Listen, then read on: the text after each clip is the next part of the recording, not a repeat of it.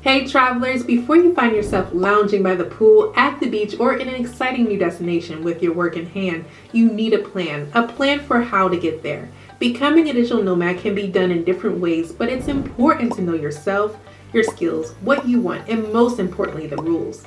But first, what is a digital nomad? A digital nomad is someone who uses technology to work remotely from different locations. They rely on laptops and smartphones to stay connected, allowing them to maintain an online career while enjoying the flexibility to explore various places. Before you jet set and work in a new location, it's crucial to consider what type of digital nomad you want to become. If you're looking to travel and work remotely, there are different paths to take. In this video, we'll talk about 3 types of digital nomads: the salaried worker, the freelancer, and the business owner or entrepreneur.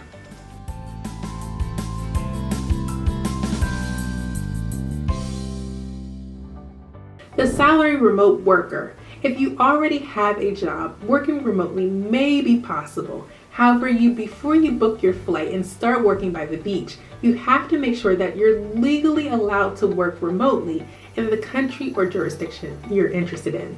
Many countries don't permit remote work without a specific visa or work permit. Additionally, you should check if your current employer and position even allows you to work overseas remotely or in a different state.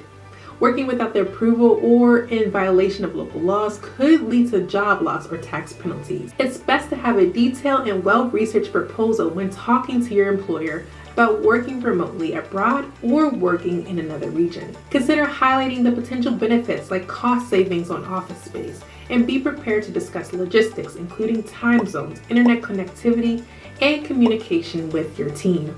It might be wise to also anticipate any concerns your employer may have and provide solutions.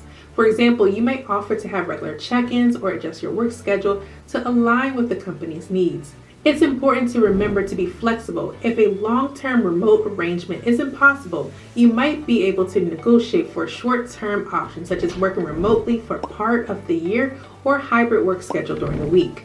Remember, even with a strong proposal, your employer might say no for reasons such as visa restrictions, tax liabilities, or other legal concerns.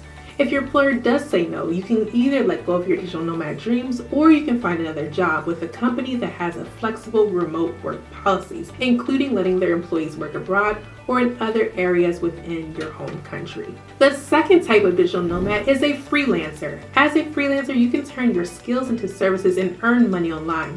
Popular freelance fields include graphic design, web development, digital marketing, virtual assistants, tutoring, resume editing, among many others. If you don't yet have a marketable skill, it's never too late to learn. There are plenty of low-cost resources available to help you get started. To build your freelance business, focus on creating a strong online presence, including a website with a portfolio and client testimonials. Social media is also a great tool for showcasing your work and networking with others in your field. If you're just starting, consider offering your services to friends or family at a discounted rate or even for free at first to build your experience and a portfolio.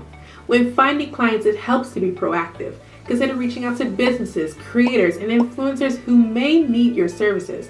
Just be sure to protect yourself by using clear service agreements, secure payment methods, and trustworthy platforms for service exchanges like Upwork or Fiverr. Personalizing your job bids and going the extra mile can help set you apart in a competitive freelance market and get you hired. Remember, before you book your flight, you have to make sure that you're legally allowed to work remotely in the country or jurisdiction you're interested in. The third type of digital nomad is a business owner or entrepreneur.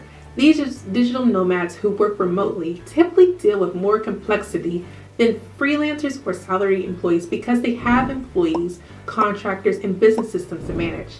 If you're looking to become a digital nomad while running a business and haven't started your business yet, know that it can be challenging to balance both and may not offer as much flexibility as freelancing or being a salaried worker. Here are some important things to think about for all digital nomads. 1. Your destination. When choosing a destination as a digital nomad, safety and practicality should be at the top of your list. Research how welcoming a place is to people with your identity and make sure it aligns with your personal needs. Also, it may be wise to do research about crime rates and how easy it is to have access to healthcare if needed. Once you've narrowed down your options, consider what kind of experience you're looking for. Do you want to be in a bustling city, the mountains, or relaxing on the beach with clear blue water? When you are planning where to go, check out how much it costs to live there, internet connectivity, and if you need to learn another language. You may want to make sure that the location you've chosen matches your lifestyle, budget, and work needs. It should be somewhere where you can thrive both personally and professionally. Number 2, passports. If you're planning to become a digital nomad abroad, make sure your passport is valid. Many countries require at least 6 months of validity when entering. Check your passport's expiration date in advance so you have time to renew if needed. Number 3 are visas. It's crucial to follow visa laws when working as a digital nomad in another country. Remote work on a tourist visa is usually illegal, even if you're employed by a company outside of your host country or self-employed. Since Estonia introduced the first digital nomad visa in 2020, more and more countries have also been offering their own digital nomad visas and clarifying the rules around travelers and remote work. However, visa requirements vary. Make sure to research visa regulations and consult with the host country's embassy or consulates or an immigration lawyer to ensure you are in compliance. Next up are taxes. Depending on how long you stay in a country, you may be subject to local taxes. It's a good idea to consult a tax expert familiar with both your home country and your host country's tax laws to understand your obligations. Other things to think about before becoming a digital nomad are time zones. Be clear with your employer or clients about your availability. Managing expectations is key to maintaining trust. Health insurance. Some countries require it for digital nomad visas, and your home policy may not cover you abroad. Another thing to think about is community. This is often overlooked, but being a digital nomad can sometimes feel lonely. You're in a new place and you may not know anyone. It's important to have a plan about how you'll meet people. Will you have a hobby, attend religious service, or volunteer? Also consider getting involved with online expat communities like Facebook groups where you can connect with others. And the emergency fund. Unexpected situations can happen, so it's crucial to have an emergency fund to deal with a job or client issues. Emergency funds will help you weather the storms that may come your way. Alright travelers, I hope this video helped clarify how you can become a digital nomad. Remote work is still evolving and both companies and workers are navigating this new landscape.